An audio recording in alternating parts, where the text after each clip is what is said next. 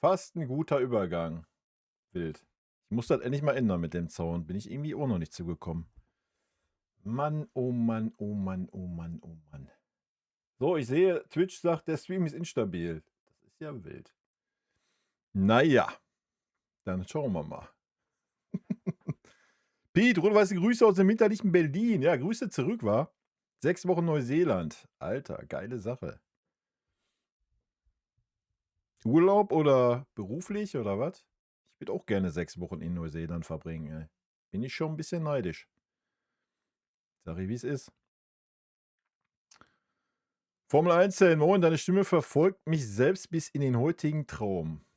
Gut, dann müssten wir jetzt ein bisschen Kontext erfahren, worum es ging in dem Traum, ob das gut oder schlecht ist. Stefan, guten Abend, liebe Mara, lieber Kai. Könnten mal in den Voice gehen, ich weiß nicht, was mit der Mara ist. Aber falls sie sich auch äußern will. Ich wünsche allen Freunden des FC Bayern ein glückliches, gesundes, erfolgreiches neues Jahr 2026. Ja, das wünsche ich generell, ich sag mal, jeden vernünftigen Fußballfan oder jeden vernünftigen Menschen auf der Welt, wa? Nicht nur den FC Bayern Freunden. Natürlich so ein paar Idioten, aber anderes Thema, gehen wir jetzt nicht drauf ein. Urlaub und es war sensationell. Ja, das glaube ich. Das glaube ich. Ist schon, 'n wildes Land, ne? Ben, Glück auf und Servus natürlich. Frohes Neues, ja, frohes Neues. Was haben wir heute? 12. Januar. Ja,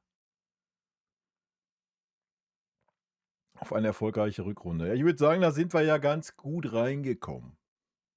Ne? Ich meine, das obligatorische Gegentor, wenn Manuel Neuer im Tor steht in den letzten Wochen, aber ansonsten, na, ansonsten gibt es nichts zu meckern. Ansonsten gibt es nichts zu meckern, ey. Außer, dass es natürlich 'ne Frechheit ist, dass Harry Kane nur ein Tor geschossen hat, ne? Das ist schon wirklich frech von ihm. Also, da kann mehr, ne? Da kann mehr gehen. Sagen wir mal, wie es ist. Aber ansonsten ist doch alles tutti, ey. So, lass mich mal ganz kurz duschen. Genau, ich spiele am Mittwoch Köln, ne? Samstag in Leipzig. Ja, weiß ich auch nicht. Leipzig ist mal so, aber konstant ist was anderes. Köln kennen wir schon aus dem Pokal. Ähm, war über Strecken 'ne interessante Partie. Ich denke, die Kölner werden 'n bisschen was gelernt haben aus dem Pokalspiel vielleicht. Wir werden's sehen. Hm, ja, aber musst du gewinnen, so, da brauchen wir nicht rumdiskutieren, ne? Leipzig bin ich gespannt, ja, aber am Ende des Tages spielt das ja schon alles keine Rolle, wenn wir ehrlich sind. Wir haben 11 Punkte Vorsprung, dazu 37 Tore.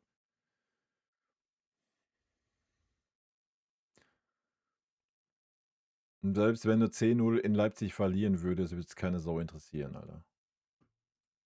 Würde es natürlich dann aufgrund des Ergebnisses, aber sportlich, ja, schon wild. Also nach 16 Spieltagen 11 Punkte Vorsprung ist schon wild. Ich weiß gar nicht, ob wir schon mal mehr hatten. Ich würde fast behaupten, nein, oder? Ich meine zu einer Hinrunde, also nach Spieltag 17 mal 12 oder so, aber auch nicht sicher. Keine Ahnung. Ist ja auch Wurst am Ende, ne?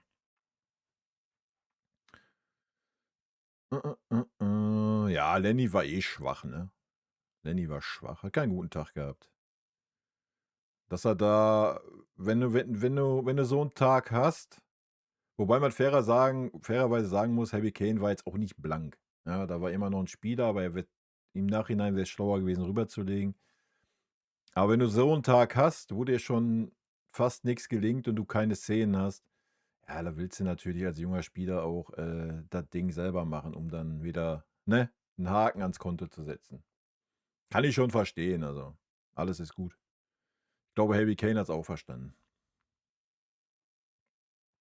So ist das halt manchmal. Ich meine, wenn wir jetzt noch darüber reden, was wir alles ausgelassen haben, ja, aber wenn wir 8 Hütten gemacht haben, ist da ist das, glaube ich, der falsche Ansatz, oder? Wurstwach, servus. Manuel ist nix da. Ach, Manuel war doch gut gestern, war doch okay. Hat ja auch nix zu tun gehabt. 2 Schüsse aufs Tor oder was? Punktevorsprung, Tordifferenz katastrophal für die Bundesliga. Ja, ist schon, wenn man die Ansprüche der Champions League-Teilnehmer sieht, ist das schon 'n Schlag in die Fresse, wenn wir ehrlich sind. Aber ist nicht unsere Schuld, wa? Also, wenn wir in jedem Spiel Vollgas geben, ich meine, wir haben schon, äh, 2 Unentschieden gespielt und die waren beide noch vermeidbar. Also, war halt nicht ein Spiel bei, wo du sagst, gut, vielleicht bei Union, der Punkt war glücklich so, aber ansonsten war ja nicht ein Spiel dabei, wo man sagt: „Oh, da haben wir jetzt aber mal Glück gehabt, dass wir das Spiel gewonnen haben.“ Nicht eins. Also, ich meine, wenn du mit einer völligen Rotation und einer uneingespielten Mannschaft Leverkusen, was war's, 3:0 zu Hause weghaust, ja gut, über was reden wir dann, ne? Dann ist das so. Musst du mit umgehen. Es hieß, laut Presse Rekordstand, okay. Und da musst du dich halt, wie es Winnie gesagt hat, da musst du dich halt an die Tatsachen oder an den Tatsachen dran hochziehen, wie Winnie es so schön gesagt hat, dass du den Gegner nicht den Pokal geben willst. Weil natürlich das Spiel gegen den FC Bayern ist für jede Mannschaft das Spiel der Saison in der Bundesliga. Vielleicht für so 'n Champions League-Teilnehmer nicht, habe ich ja schon im Video gesagt, aber für jeden anderen, ist das Spiel der Saison. So, ja. Und diese Einstellung sieht man ja bei der Mannschaft. Und dann sieht das so aus, wie's aussieht, ne? Dass da keiner Schritt hält, ist dann am Ende des Tages nicht unsere Geschichte, wa? So. Ich meine, dass Frankfurt und Stuttgart so Auf und Abs drin haben die Saison, dass Leipzig auch nicht konstant ist. Ja, die Dortmunder sind noch einigermaßen konstant, aber lassen dann auch komische Punkte liegen und dann sieht die Tabelle so aus, wie sie aussieht, ne? Punkt. Ganz einfache Kiste. Und jetzt mal ernsthaft, was willst du auch verlangen? Also, du hast halt 'n Harry Kane da vorne, du hast 'n Michael Olise und du hast 'n Luis Diaz, der ich kann mich noch dran erinnern, am Anfang der Saison, in Grund und Boden geredet wurde und zu teuer und bla und Sülz und ja, so, du hast 3 Maschinen da vorne. Ja, so, was willst du da verlangen, ne? Sehe ich halt in keiner anderen Mannschaft auf weiter Flur in der Bundesliga und dann sieht das so aus. Meine, du bist ja auch nicht umsonst in der Champions League, 2. oder 3. oder was wir da grade sind, also. Und dass das dann für die Bundesliga halt einfach zu wild ist, ja, ist halt die Qualität der Bundesliga, wenn wir ehrlich sind, ja. Und du hast ja dieses Jahr auch wirklich 'n harten Schwund gehabt von Bundesligaspielern, ne? Grade Richtung Premier League, das muss man auch mal sagen. Also, ja, da geht's grade nicht grade so nach oben, was die Qualität in der Bundesliga angeht, wa? Ist halt so. Ja, Tordifferenz ist Rekord, das ist klar, Alter. Wir haben wenn das hochrechnest, schießen wir 120 Tore. Also, das wäre ja geisteskrank. Ja, also, das wäre ja wild. Ja, wie gesagt, ich fange nicht an, am 16. Spieltag von 'ner Meisterschaft zu reden, aber es müsste schon viel, in Bruch gehen, ja, dass dass das nix wird. Also, Harry Kane müsste schon 'n halbes Jahr ausfallen, dann könnte es vielleicht noch mal wild werden, aber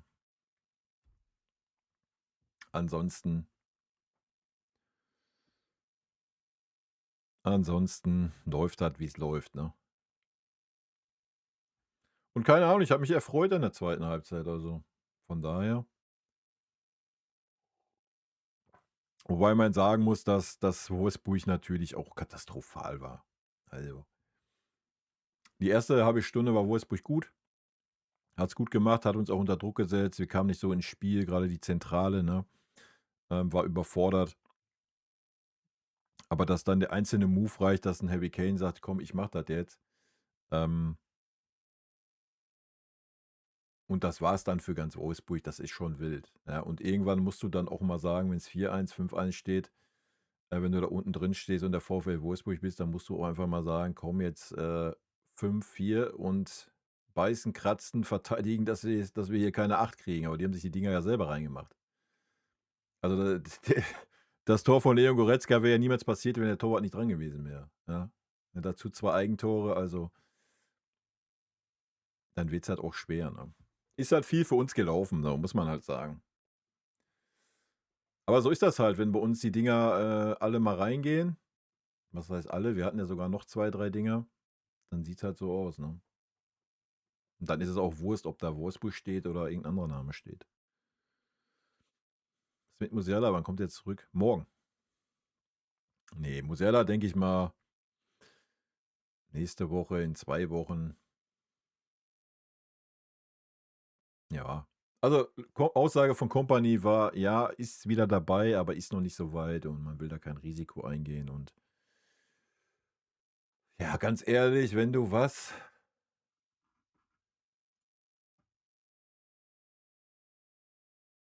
63,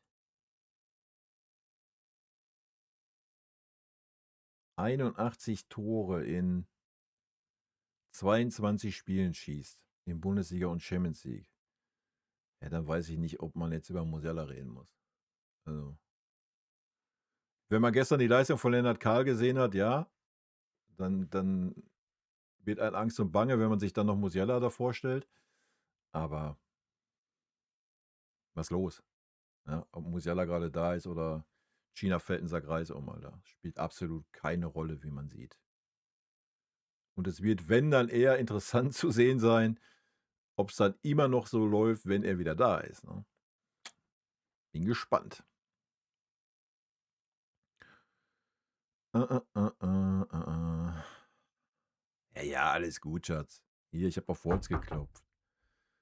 Heavy ist 'ne unverwüstliche Maschine. Der ist nicht wie Stunny und die alle. Ein Zweikampf, aber bei Stunny war klar, das hast du schon gesehen. Ja, also so wie der weggeknickt ist, der also jeder, der jetzt gedacht hat: „Oh ja, ist schon okay, es wird 'n bisschen dick oder so." Ja, war klar, dass da irgendwas im Arsch ist. Ja, da kannst du ja froh sein, dass die Prognose irgendwas mit Februar ist, und gut ist. Ja, da musst du ja noch froh sein drüber. Ja, ist halt so. Na ja, dann das heißt natürlich dann Conny Leimer Rechtsverteidiger für die nächsten 4 Wochen. Bin gespannt. Mm, mm, mm, mm, mm. We will see, we will see. Also, wie gesagt, Champions League kann man nicht vorhersagen. Haben wir schon oft genug besprochen hier im Stream, also. Da kommt so viel zusammen. Mm, mm, mm, mm, mm.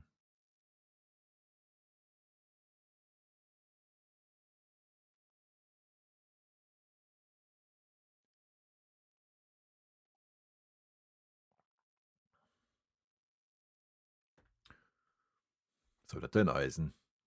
Dass Harry Kane uns nicht zum Champions League ballert oder was? Ist ja wohl 'ne Frechheit.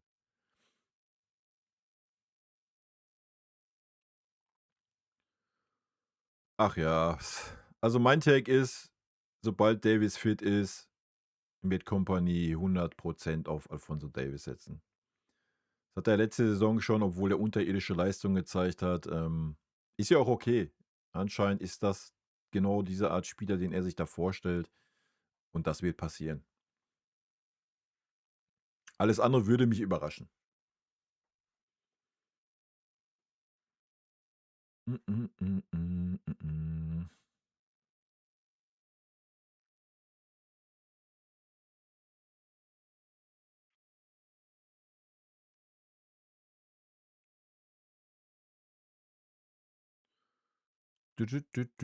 Ja, Bischof war auch, also, erste halbe Stunde war gar nichts zu sehen von Tom. Ich weiß gar nicht, ich müsste mal eine Statistik raussuchen. Gefühlt hat er 3 Ballkontakte gehabt in der ersten halben Stunde. Der wurde einfach zugestellt und hat dann nicht den Kimmich-Move gemacht so richtig, ja. Hat Josh ja auch oft das Problem, aber der ist dann wenigstens so schlau und lässt sich dann mal, und wenn's sein muss, hinter die Innenverteidiger fallen, um mal 'n Ball zu bekommen, ja. So, und das ist zwar viel gelaufen immer wieder, der Bischof, aber er hat nicht einen Ball gekriegt, weil immer zugestellt, ja. Also, da muss er auf jeden Fall 'n Learning haben. Das war nicht gut, die erste halbe Stunde. Generell die Zentrale war nichts. Also, Lennart Karl war maßlos überfordert. Pavlo war anfangs noch okay, dann viele Fehlpässe, und deswegen hat dann wahrscheinlich Harry Kane irgendwann gesagt: „So, pass auf, ich mache das jetzt." Ja, sonst wäre das vielleicht anders gelaufen. Mm, mm, mm, mm. Na ja, ich fand 'n Conny nicht gut. Also, Conny defensiv war 'ne Katastrophe, Alter. Nach offensiv brauchen wir nicht drüber reden. So, da weißt du, was du hast an Conny Leimer. Aber wenn du dir mal die Zweikämpfe anschaust, das Verhalten, ähm, wenn der Gegner so 10 Meter in unserer Hälfte war zum Beispiel, ja, noch nicht mal auf der letzten Linie, weil da kam der Gegner ja gar nicht hin. Sorry, das war Kreisliganiveau, Alter. Der ist da wieder draufgerannt wie früher, wie so 'n Bekloppter. Der Gegner, entweder leitet er den Ball direkt weiter oder macht einen kleinen Haken und der läuft ins Leere. Also, das Verhalten von Conny Leimer war 'ne absolute Katastrophe, das defensive Verhalten. Sorry. Wir reden immer noch über 'n Außenverteidiger und das war vieles, aber kein Außenverteidiger. Ja, so. Punkt.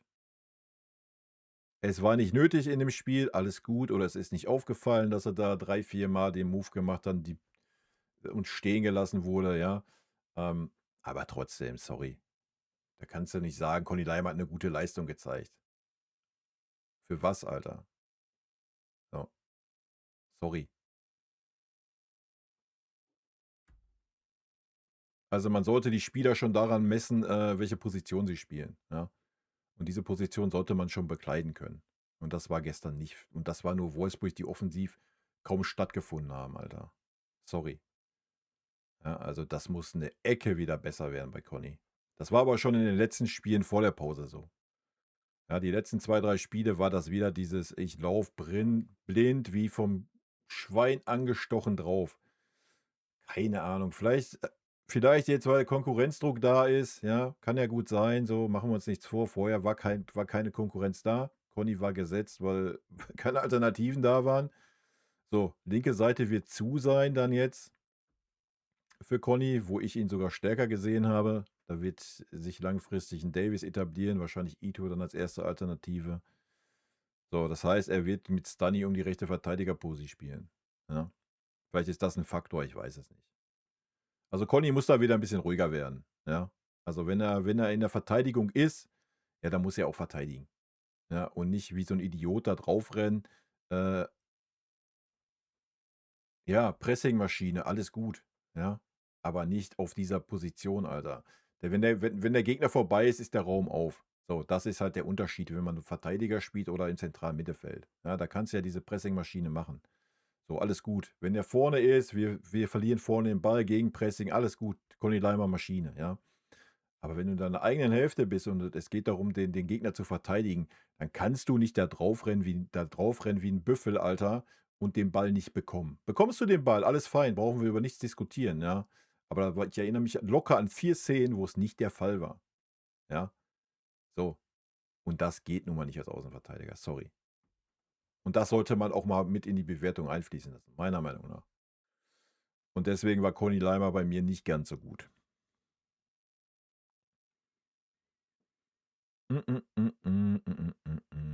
Ja, Bischof war auch nicht gut. Die erste halbe Stunde war er gar nicht gut.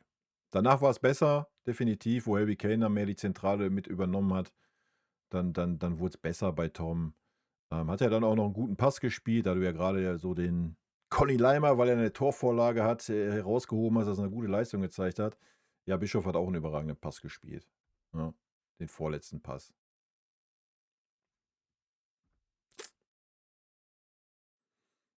Was bringt Davis mit außer viel Tempo? Ja, das werden wir sehen, ne? Meiner Meinung nach nichts, aber vielleicht entwickelt er sich ja.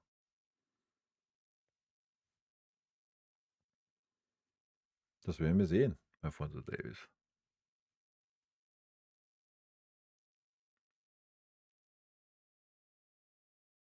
Ja, genau. Davis ist essenziell mit seinem Tempo für die Konterabsicherung. Macht schon Sinn, dass er immer spielt. Also, Alphonso Davies hat jetzt die komplette Hinrunde nicht gespielt, weil nicht da. Warum stehen wir dann da, wo wir stehen, wenn das unbedingt Sinn macht, dass Alphonso Davies jedes Spiel spielen muss als Konterabsicherung? Das erklär mir mal. Hau mal raus. In welchem Spiel hat jetzt 'n Alphonso Davies in allen Spielen, die wir gesehen haben in der Hinrunde, gefehlt? Wo du gesagt hättest: „Ach du Scheiße, hätten wir jetzt den Speed von Alphonso Davies in der Konterabsicherung gehabt, dann hätten wir dieses Spiel nicht verloren." Nenn mir eins. Oder nenn mir nur eine Szene, wo du sagst: „Wow, hätten wir da den Speed eines Alphonso Davies gehabt in der Konterabsicherung, dann wäre diese Torchance nicht entstanden." Nenn mir eine Szene. Es gibt keine. Den Take hättest du letzte Saison bringen können, ja. Diese Saison ist der völlig dumm. Sorry. Letzte Saison war das so, ja, weil wir löchrig waren, offensiv. Die Offensive links außen war entweder Serge Gnabry oder Leroy Sané, Alter, die beide defensiv so viel mitarbeiten wie ein Stück Scheiße. Wenn du dir mal gestern das Spiel angeguckt hast, ähm, wo 'n Diaz defensiv zugegen ist, brauchen wir nicht darüber reden, dass du einen Alphonso Davies als Konterabsicherung unbedingt in jedem Spiel auf dem Platz brauchst. Sorry.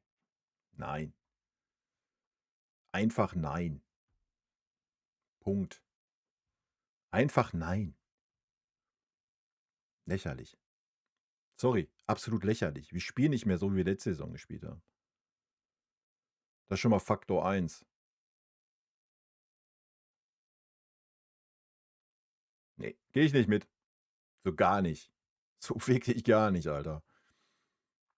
Ne, ich verstehe den Take, ja, wenn du aber du wi nimm das Spiel gegen Paris. So.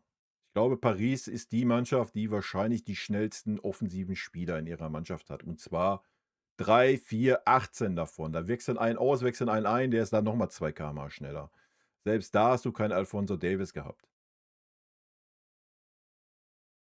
You know? Ne, sehe ich nicht so. Klar, wenn du super offensiv agieren möchtest und der Gegner hat super schnelle Spieler, dann ist Alphonso Davies natürlich 'ne Option. So, weil er mit seinem Speed dann eventuell da noch mal was ausbügeln kann. Aber selbst guck dir selbst letzte Saison an, wie viel Szenen das denn der Fall war. Was du hier schreibst, hört sich grade so an, als hätten wir in jedem Spiel 2, 3 Szenen, wo 'n superschneller Spieler eingreifen muss, weil hinten alles scheunenmäßig offen ist. Das war ja selbst letzte Saison nicht der Fall. Also, was ist das für 'ne Aussage? Alphonso Davies muss jedes Spiel spielen, weil er schnell ist. Ja, das ist auch alles, was der kann, Alter. Wenn da 'n technisch versierter Spieler über die Seite kommt, sieht Alphonso Davies kein Land. Dann läuft er wie Tweety zehnmal an dem Spieler hin und her und vorbei und der Spieler geht trotzdem einfach die Linie runter. Hast du Alphonso Davies schon mal 'ne Flanke verhindern sehen? Junge, Alter. Katastrophe. Ei, ei, ei. Ja, alles gut, Blondie. Das ist mir völlig Wurst, ob dir Conny Leimer oft viel zu schlecht wegkommt. Also, wenn dem so wäre, ich glaube, Conny Leimer war in meiner Hinrundenbewertung, was? Drittbester, viertbester Spieler in der ganzen Mannschaft, also kann er so schlecht nicht wegkommen. So. Nur wenn ich als Rechtsverteidiger, als Linksverteidiger aufgestellt bin, dann habe ich die Szenen, die ich zu verteidigen habe, zu verteidigen. Dasselbe gilt für Alphonso Davies. Punkt. Wir reden über Verteidiger, Alter. 'N Verteidiger soll verteidigen. So. Und das hat 'n Conny Leimer nun mal nicht getan. Nicht gegen Wolfsburg und auch nicht die 2, 3 Spiele davor war es einfach schlecht. So. Ja, dann ist es ja schön, wenn er vorne eine Torbeteiligung hat. Grandios, ja. Tippitoppi. Kannst du dir dann, viel für kaufen. Dann brauchen wir keine Verteidiger aufstellen, dann spielen wir einfach mit 2 Innenverteidiger hinten und sagen, der Rest ist Mittelfeld.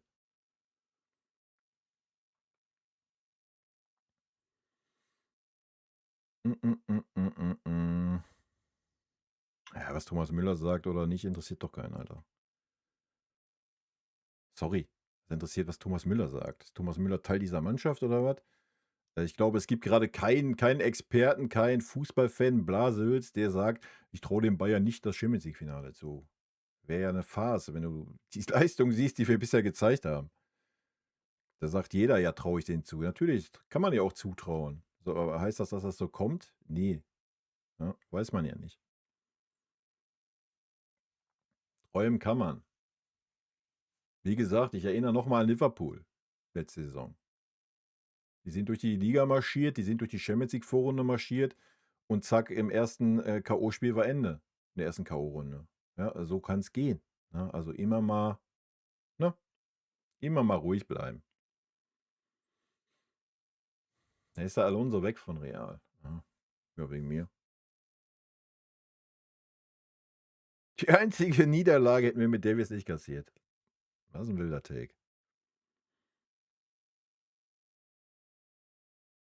Mm, mm, mm, mm, mm. Na ja, Real ist dasselbe wie bei uns, Alter. Ohne Scheiß. Bei Real ist Olli, servus erstmal. Real ist dasselbe wie bei uns. Da gibt's 3, 4 Spieler, wenn die sagen: ne, den mag ich nicht.“ Dann geht das 'ne gewisse Weise gut, ne, und dann ist irgendwann Ende. So, das ist das. Ganz einfach. Ist wie bei uns. Mm, mm, mm, mm, mm, mm. Ach, jetzt mal ernsthaft, Arsenal, jetzt mal Butter bei der Fische, ja? Arsenal hat uns die zweite Halbzeit, dominiert, weil wir tot waren, Alter. Das ist der einzige Unterschied. Ey, Arsenal ist 'ne Top-Mannschaft, die spielen Top-Fußball, genauso wie wir, aber wir sind absolut auf Augenhöhe mit Arsenal, Alter. Jetzt mal ernsthaft. Ja, du musst dich mal 'n bisschen schlauer um Declan Rice kümmern, dass der nicht die ganze Zeit da schalten und walten kann, wie er möchte, ja? Wenn da dann so 'n Kimmich oder sonst wer in der Mitte rumrennt. Piet, danke für die 2 €. Da muss man sich auch mal 'n bisschen auf die Aufgaben, besinnen und mal den gegnerischen Spielmacher vielleicht mal rausnehmen, ja? Das wäre mal 'ne Idee. Ja, das kann nicht auch noch Harry Kane machen. So, ja, aber wäre das Fitnesslevel auf ein Level gewesen, ja, sorry, ja. Hoffentlich kommen wir noch mal gegen Arsenal. Ja, hoffentlich. Und Hin und Rückspiel ist auch noch mal 'n anderer Bums, ne? Also, das würde ich nicht so hochhängen, die Niederlage. Die war völlig verdient so, keine Frage, da brauchen wir nicht drüber reden, ne? Müssen wir nicht schönreden. Aber sorry, wir waren auch nicht auf der Höhe, meiner Meinung nach. Mm. Ach, 'n Alonso hätte auch schon gut zu uns gepasst, glaube ich.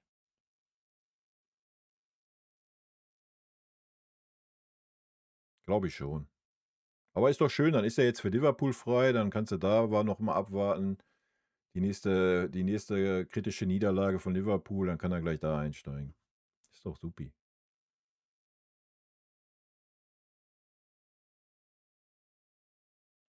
Mm. Boah, Goldi, Alter, du hast so einen an der Murmel, Alter. Junge, Junge, Alter. Also, da sieht man echt, dass du null Ahnung hast. Wirklich absolut null Ahnung hast du. Null. So, zero. Junge, da fällt mir gar nix so ein, wie ich das kommentieren kann.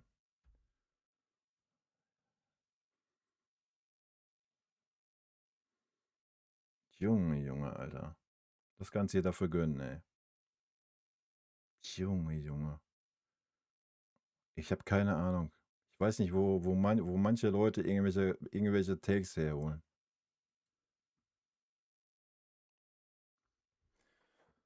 Weiß ich nicht.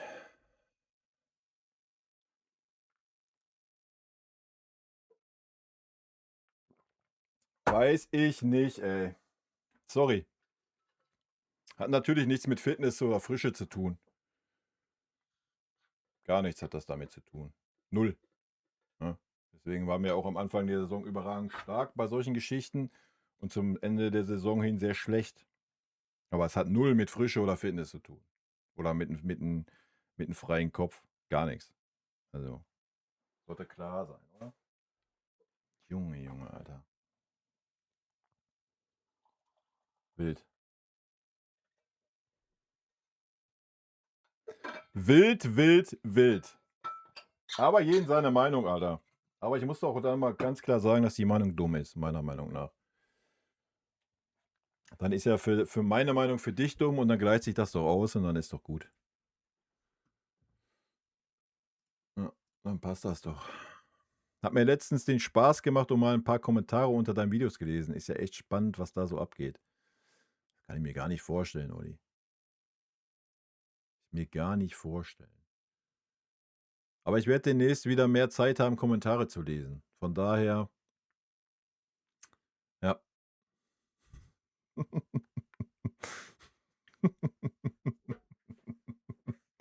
Äh.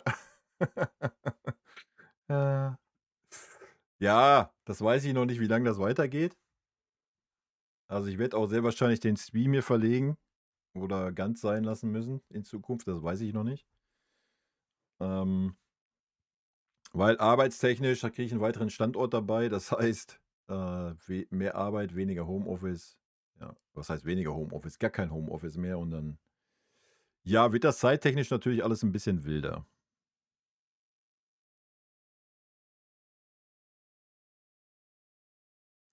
Ja, Peter, das kannst du noch 10-mal reinschreiben, davon wird's nicht wahrer, Alter. Also.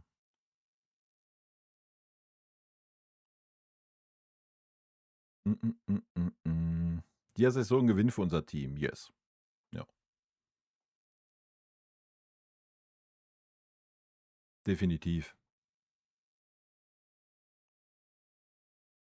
Also da muss man Max Eberl und Christoph Freund mal 'n Lob aussprechen, ne? Ist halt genau der Charakter, der gefehlt hat da vorne. Und natürlich das krasse Gegenteil von dem, was da sonst rumgedümpelt ist auf der linken Seite.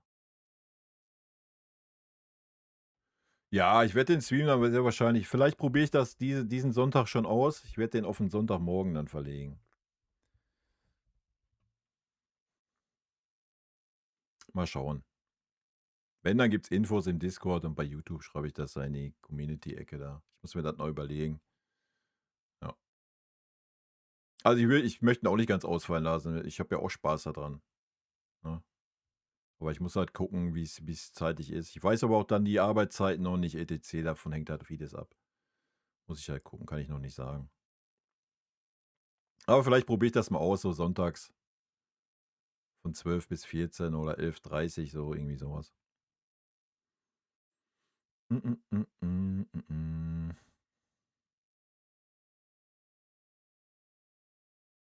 Na ja, wir brauchen jetzt nicht über Sanés und Comans reden. Sorry. Mm, mm, mm, mm, mm, mm, mm, mm, mm.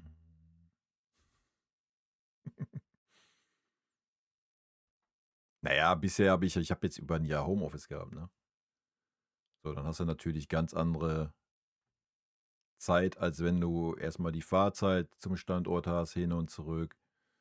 Und du kannst natürlich auch in der Pause 'n bisschen was machen zu Hause, ne? Ist klar, oder? Und das ist dann halt nicht mehr gegeben. Vorteil, ich kann wieder mehr Kommentare lesen. Ich weiß noch nicht, ob das 'n Vorteil ist. Das werden wir dann sehen.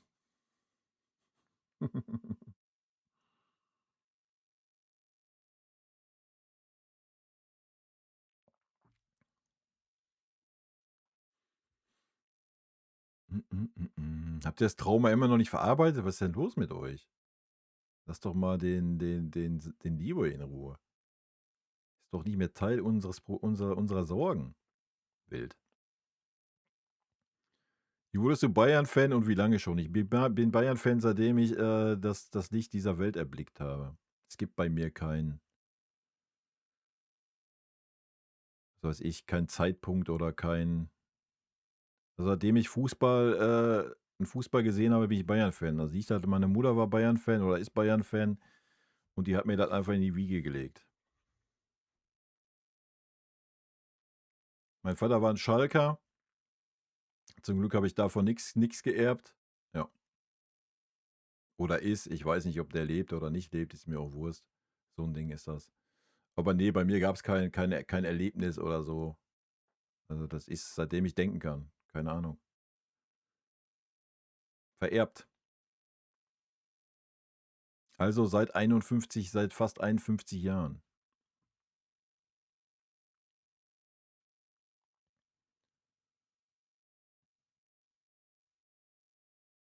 Ja, so ist das. Ich weiß, manche haben da so 'n Wendepunkt, die waren erst dies und das und dann davon Fan und davon Fan. Das gab's bei mir halt nie. Mir gab's immer nur Bayern und gut. Und das, obwohl ich nur von Dortmundern und Schalkern umzingelt bin. Oder war und bin. Schulzeit war nicht so angenehm, was Fußball betrifft. Heutzutage ist das ja anders. Aber früher war ich halt noch eine Ausnahme als Roter. Heute laufen die ja rum wie Sand am Meer. Aber früher, da warst du noch einer der wenigen, du. Gladbacher, ey, hör mir auf als Volk, Alter. Ja, wie gesagt, ich habe mich ja nicht entschieden. Es wurde es war so da einfach.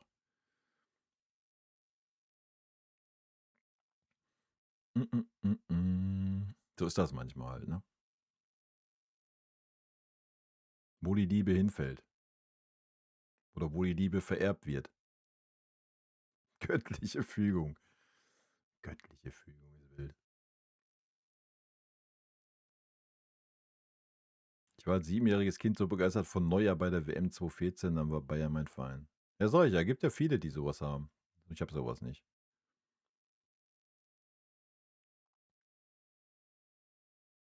Wie gesagt, wenn Fußball lief bei uns, dann war es Bayern, weil meine Mutter halt Bayern-Fan war. Früher hat die auch noch Fußball geguckt, heutzutage ist das alles nicht mehr so bei ihr, aber ja, dadurch war das halt so.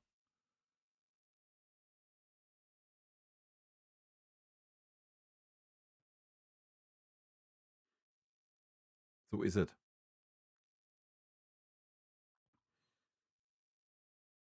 Göttliche Fügung.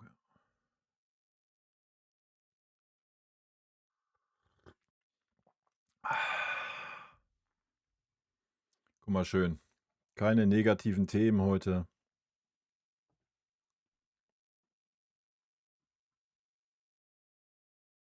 Was erlauben?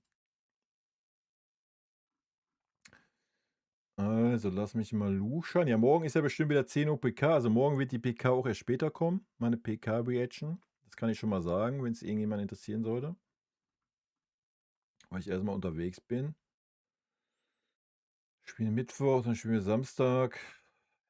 Dann wieder Mittwoch. Okay, wir haben Mittwoch-Samstags-Rhythmus den ganzen Januar durch.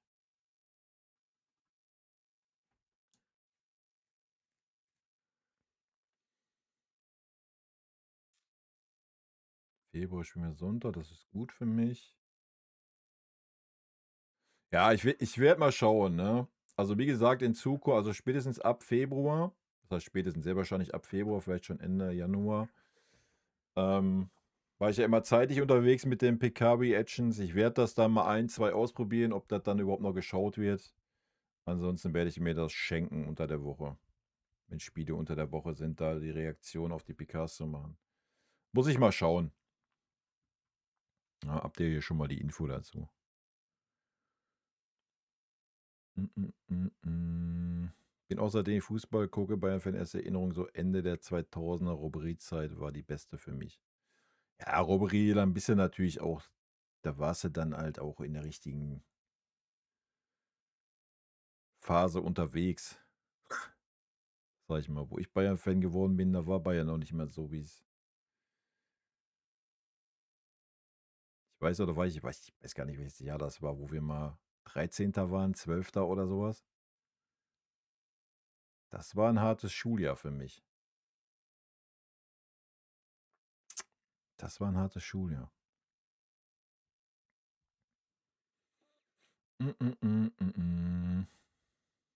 50 Pfennig. Ja, das war noch Zeit, wa? Einklebebilder. Ich habe keine Ahnung, wie man das heute nennt.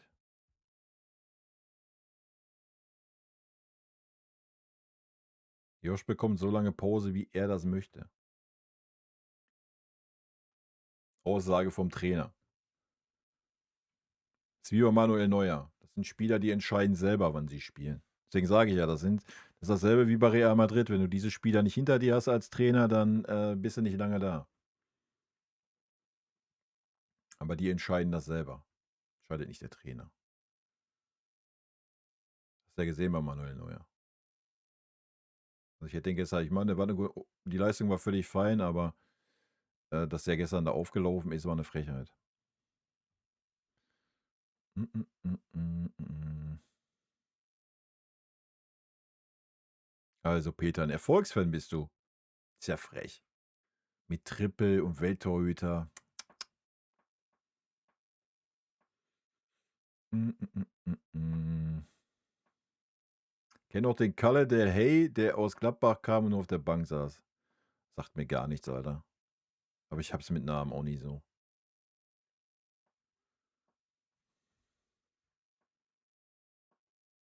Das glaube ich nicht, dass der das gemerkt hat.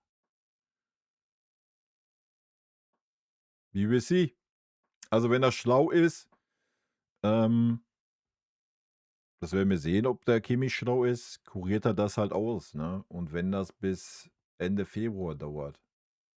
Weil ich denke, es ist wichtig, dass er, wenn dann da ist, wenn's ums Eingemachte geht und im Hinblick auf die WM, die er ja auch gerne spielen möchte als deutscher Kapitän, sollte man dann vielleicht nicht, das ganze Jahr über auf Schmerzmittel und, mit Schmerzen rumdümpeln, wa?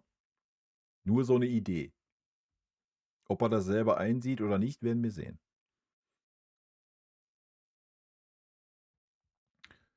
Mm, mm, mm, mm, mm.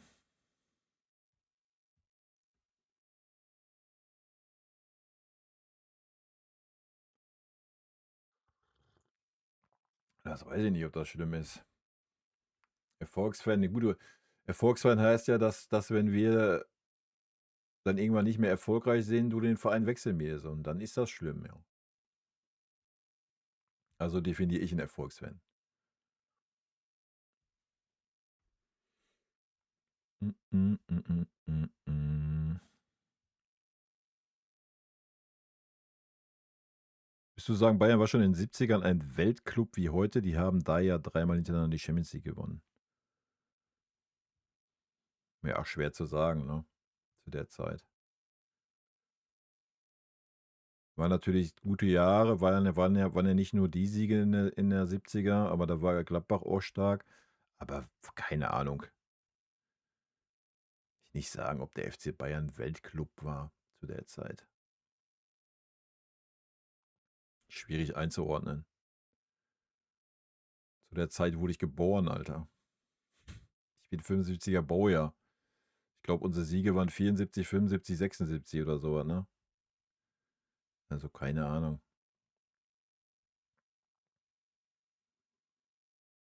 Mm, mm, mm, mm. Ja, dann hat er ja nicht gespielt, dann saß er ja nur. Ben.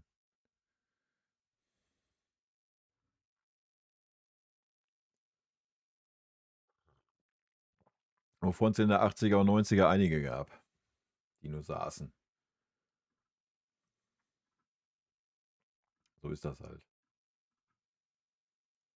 Und das ist diese Saison ja auch viel besser geworden bei uns. Muss man ja auch mal sagen. Muss man ja auch mal lobend erwähnen. Mm, mm, mm, mm. Ja, wie gesagt, mir sagt der gar nichts. Null. Absolut null.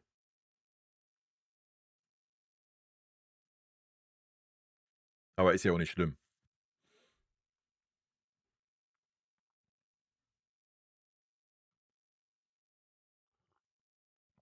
Ich erinnere mich eher an die Grahammer und Flüglers und Augenthalers.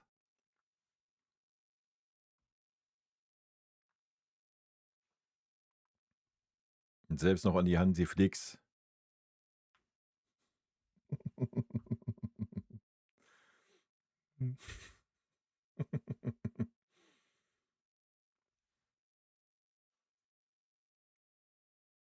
Ich habe ja auch nicht gesagt, dass du ein Erfolgsfan bist. Ich habe ja nur die These in den Raum gestellt. Dass natürlich kein Problem ist, Fan eines Vereins zu werden, wenn der Verein gerade hier ist. Ja?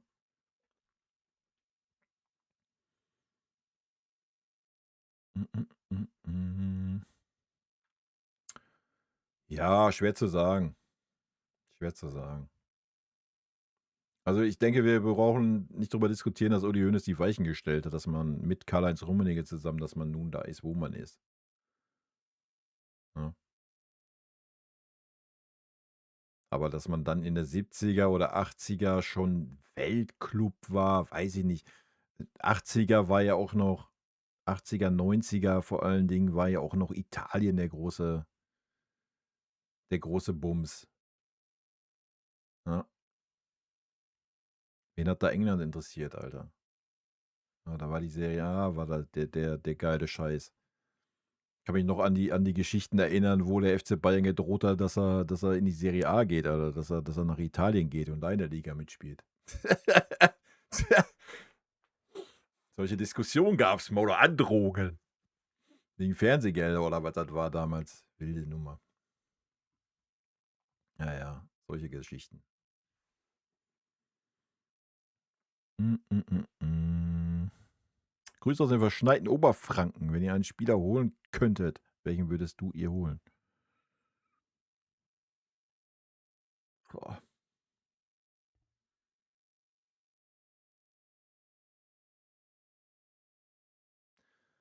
Da müssten wir erstmal gucken, wen wir loswerden. Also, wenn ich so spontan würde ich sagen, so ein Declan Rice könnte ich mir schon gut vorstellen in dieser Mannschaft. Aber erstens hat der keinen Bock auf Deutschland. Ja, und so weiter. Da werde ich mir einen Spieler aussuchen dürfte, der funktioniert, der Bock hat. Da würde ich ihn Joshua Kimmich austauschen gegen Declan Rice. Das wäre mein Move. Ja. Ansonsten bin ich top zufrieden mit der Mannschaft, wie sie ist. Also ich wüsste jetzt nicht, wo man unbedingt ansetzen müsste. Müsste ich mal Ito länger sehen, auch als linker Verteidiger oder generell könnte man vielleicht sogar darüber reden, mit einer Dreierkette zu agieren mit dieser Mannschaft. Ich denke, unsere Außenbahnen sind gut besetzt. Über Heavy brauchen wir nicht diskutieren. Auf der 10 haben wir Musiala, brauchen wir auch nicht diskutieren. Wenn wir über Schwäche reden, dann ist es die zentrale Mittelfeldposition. Ja. So, da ist ein Pavlovic, der wirklich eine gute Entwicklung nimmt, aber ist natürlich nicht auf dem Niveau, oder auch ein Kimmich ist nicht auf dem Niveau eines Declan Rice aktuell. Ja. So, Innenverteidigung haben wir gar keine Sorgen, alter Opa, und Jonathan Tah ist absolute Maschinen. So, da sehe ich nichts, was gerade jetzt so viel besser ist.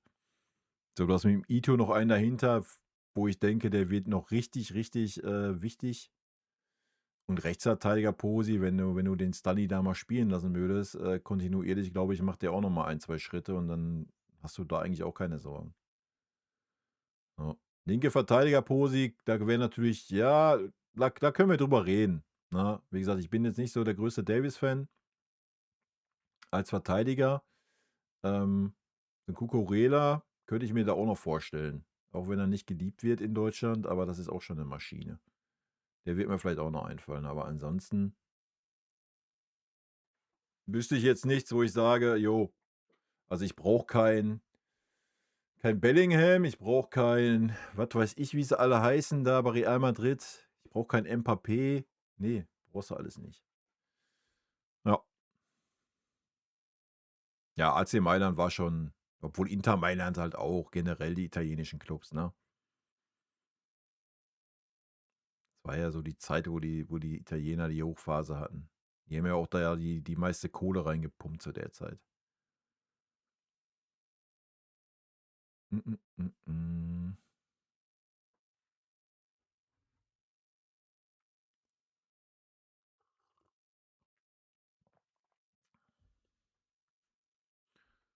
Düt, düt, düt, düt, düt. Ja, der Josh entscheidet alles bei uns. Mm, mm, mm, mm, mm. Naja, du könntest ja einen Declan Rice holen und könntest einen Joshua Kimmich als Rechtsverteidiger hinstellen. Dann hättest du einen Rechtsverteidiger mit dem Talent eines Lahms. Hat er ja schon nachgewiesen. Müsstest du halt einfach nur mal tun als Trainer. You know? Einfach mal sagen, pass mal auf. Zack. Josh, du bist jetzt Rechtsverteidiger. Punkt. Conny Leimer dafür die Zentrale. Ja, Halleluja. Ob ich das noch erleben werde? Ich glaube nicht.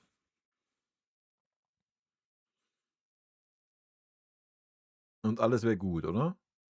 Ich meine, der Nagelsmann will es auch noch unterstützen. Oder spielt der Josh schon kein Verteidiger mehr in der Nationalmannschaft? Blickt da ja nicht durch, ich bin da ja nicht drin in dem Thema.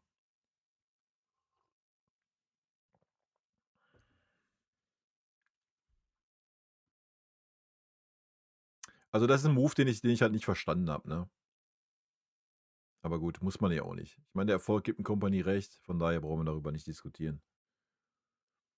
Aber ja, wenn du eine schwache Position gerade nehmen willst in der Mannschaft oder eine Schwachstelle, dann sind's die Außenverteidigerpositionen. Ja. Erst recht, wenn Stani jetzt wegfällt. Und wenn Alphonso Davies wieder unser Standard-Linksverteidiger werden wird. Dann ist das offensiv natürlich stark, aber defensiv könnte das wild werden. Aber wir werden's sehen, ne? Wir werden's sehen. Aber ist doch auch schön, dass wir noch ein paar Themen haben so, ne, die interessant sind. Hm, hm, hm, hm, hm.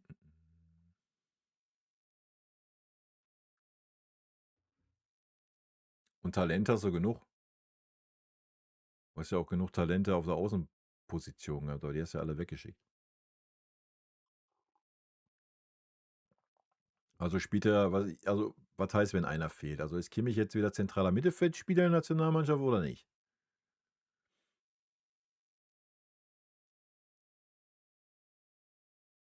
Ja, definitiv wäre er das. War er ja. War er definitiv. Also meiner Meinung nach verschwendet Kimmich das Talent auf der Posi, wo er spielt. Ist halt so. Ja, die Stärke der Flanke ist im Spiel nicht zugegen. So. Also, keine Ahnung. Habe ich auch nicht verstanden, so die Entscheidung. Ne? Ich meine, Conny Leimer zeigt es ja, dass du auch als Rechtsverteidiger bei uns ähm, genug Einfluss aufs Spiel hast. Aber habt ihr mal eine Flanke von Conny Leimer gesehen? Ob aus dem Halbfeld oder sonst wo? Sind wir wieder beim Thema. Habt ihr mal eine Flanke? Ich habe keine Flanke gesehen von Conny Leimer. Keine Ahnung. Vielleicht wurde die gelöscht in meinem Gehirn, kann auch sein. Ja. Aber die Diskussion hat so ein Bart, ne? Mit Kimmich. Ist halt so. Mm, mm, mm, mm, mm, mm.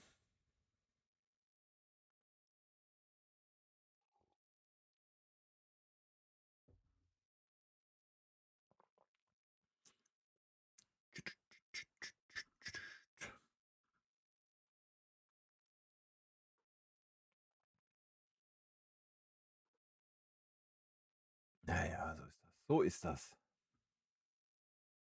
Aber da drehen wir uns auch im Kreis mit dem Josh. Aber wie gesagt, guckt euch die Ergebnisse an dieses Jahr. Da brauchen wir über nichts reden oder irgendwas schlecht reden, Alter. Wofür es am Ende reicht, wird man sehen. Pokalspiel gegen Leipzig, ich meine immerhin zu Hause. Aber das bist du auch noch nicht weiter. Und ja, wenn Champions League K.O.-Phase kommt, dann zählt's. Und dann werden wir sehen, was Phase ist.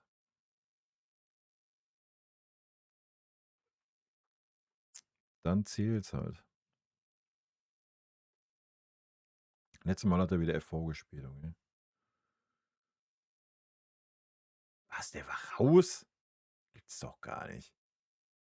Das ist ja wohl eine Frechheit. Der Kapitän war raus?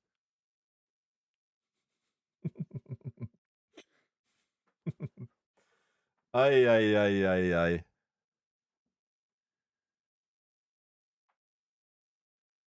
Ja, da bin ich ja auch mal gespannt bei der WM. Ist ja auch wild. Habt ihr die Anschlusszeiten mitgekriegt? Was da für ein Hackmack war? Katastrophe. Katastrophe. Ich meine, dass man den Bums schon aufbläht bis unter der Decke und da jetzt die Anstoßzeiten komplett zerstückelt alles und ach, Katastrophe. Also für uns jetzt Katastrophe. Ich meine, deutsche Spiele nicht, das ist noch einigermaßen okay. Ich glaube 22 Uhr immer. Aber wenn du da ein paar bestimmte Spiele gucken willst, dann kannst du schon mal entweder um 3 Uhr aufstehen oder um 1:30 Uhr.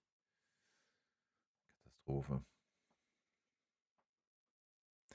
Naja, der Trump kann sich ja viel aussuchen, aber dass die USA Weltmeister wird, ich glaube nicht, dass er das kaufen kann. Ich meine, du kannst viel kaufen bei der FIFA, aber das wird dann schon schwer schwer durchzusetzen zu sein. Ich glaube, spätestens nach dem zweiten Spiel, wenn man die durch eine Schiedsrichterentscheidung weiterkommen lässt, wird schwierig.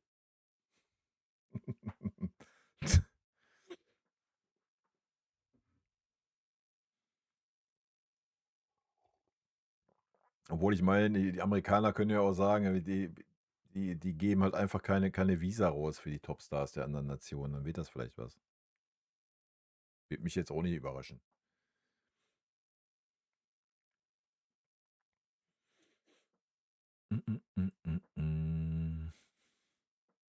Ja. Alles wilde Menschen da unterwegs.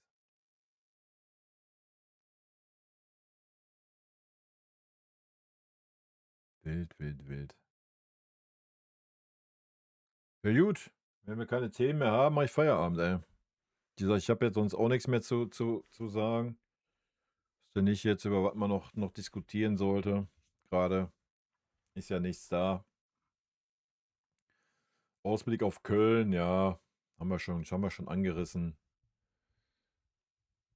Ja, sorry. Also, wir müssen jetzt Köln nicht künstlich stark reden oder sonst was. Sie haben das Pokalspiel gesehen. Da war es über einen Teil ordentlich von Köln. Das ist aber auch die Qualität, die Köln hat und nicht mehr. Ja, so, also, da gibt es keine Ausreden, Alter. Sorry. Den Bums musste gewinnen, Feierabend. In Leipzig sieht ein bisschen anders aus, je nachdem, was Leipzig für eine Form hat, was wir für eine Tagesform haben. Da muss man mal schauen. Ja, dann spielst du Champions League zu Hause, musst du gewinnen, Augsburg zu Hause, brauchst du nicht überreden. Dann spielen wir bei PSW. Da haben wir eigentlich noch eine Rechnung offen. Und dann spielen wir in Hamburg und dann ist der Januar gelaufen. Ja, also mit Leipzig ein schwieriges Spiel. Bei der PSW, ja, könnte auch interessant werden. Ja, das war's, aber den Rest musste durchrasieren. Sagen wir, wie es ist, ne?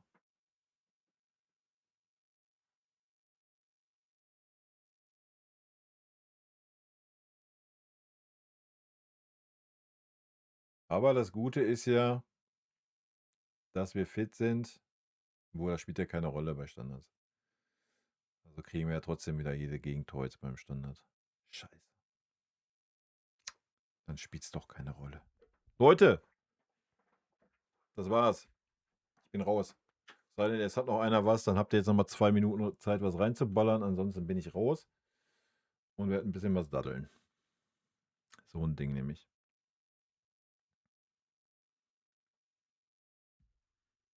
Was? Ciao, ciao. 2 Minuten habe ich gesagt. Was ist los mit dir? Außerdem hungert es mich. Ich muss mir erstmal ein Snacky machen, ey. Nach dem Sport ist wild. Okay, Leute. Dann wünsche ich euch einen schönen Abend. Wie gesagt, morgen PK-Reaction wird ein bisschen später kommen auf YouTube. In diesem Sinne wünsche ich euch einen schönen Abend. Haut rein. Bis dann. Tschüssi. Danke, dass ihr da wart. Und vielen lieben Dank für die 2 Euro. Haut rein.